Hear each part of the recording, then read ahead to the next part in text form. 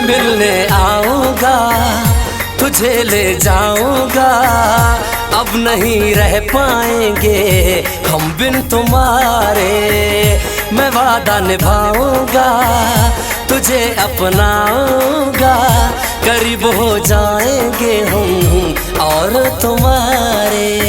तुम हो मेरा प्यार, हो यार दिलदार। मैं मिलने आऊंगा, तुझे ले जाऊंगा, अब नहीं रह पाएंगे हम बिन तुम्हारे, हम बिन तुम्हारे।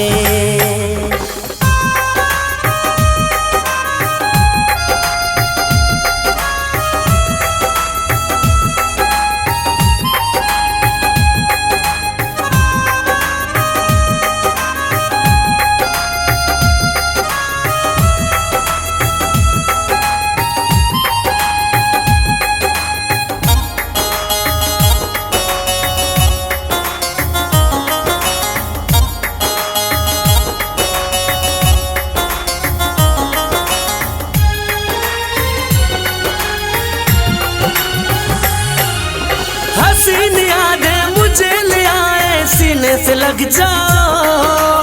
आया है मौसम दिलकश सुहाना, करीब आ जाओ। दीवाने दिल को हंस के लुभाओ, ऐसे न तड़पाओ।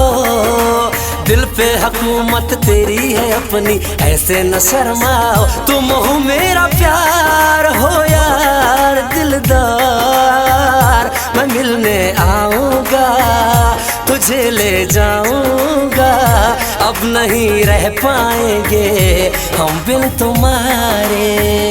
मैं वादा निभाऊंगा, तुझे अपनाऊंगा, करीब हो जाएंगे हम और तुम्हारे, और तुम्हारे।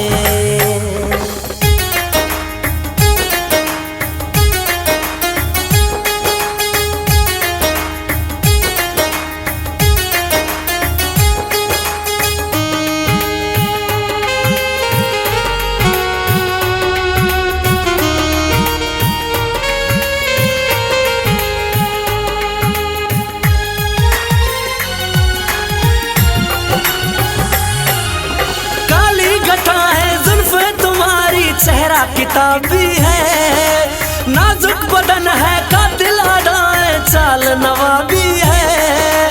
किया है घायल लगा के काजल, आँख शराबी है। रचा के मेहंदी सजाया खुद को, होंठ गुलाबी है। तुम हो मेरा प्यार, हो यार दिलदार। मैं मिलने आऊंगा, तुझे ले जाऊंगा, अब नहीं रह पाएंगे हम बिन तुम्हारे। मैं वादा निभाऊंगा, तुझे अपनाऊंगा, करीब हो जाएंगे हम और तुम्हारे, और तुम्हारे।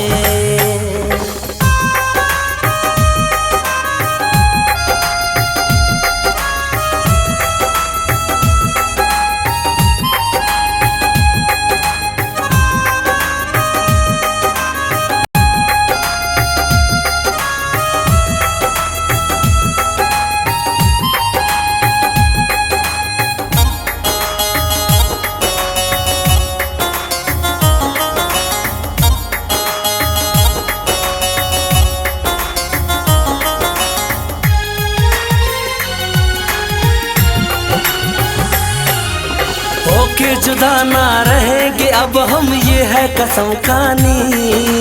मरी का दिल है तेरा ठिकाना, आजा तू मस्तानी। बाज़ो मोहम्मद तेरा मुरीद है, तू है मेरा हानी। गवाह है दुनिया सारा जमाना, तेरा है कुंगरानी। तुम हो मेरा प्यार, हो यार दिलदार। मैं मिलने आऊंगा, तुझे ले जाऊंगा, अब नहीं रह पाएंगे हम बिन तुम्हारे। मैं वादा निभाऊंगा, तुझे अपनाऊंगा, करीब हो जाएंगे हम और तुम्हारे।